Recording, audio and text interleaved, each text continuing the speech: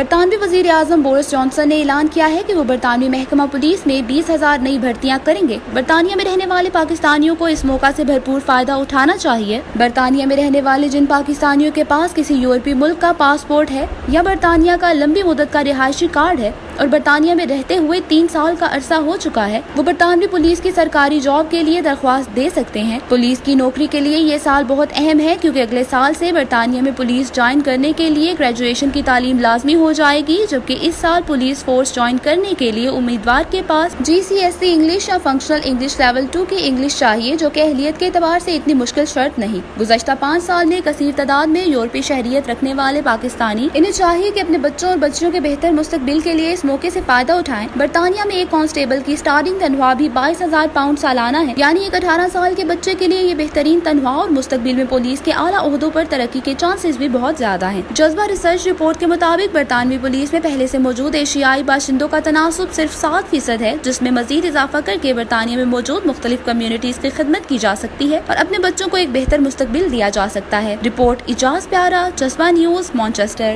Immigration اور تارکین وطن کی خبروں سے باخبر رہنے کے لیے ہمارا YouTube چینل سبسکرائب کریں اور بیل آئیکن کو کلک کریں۔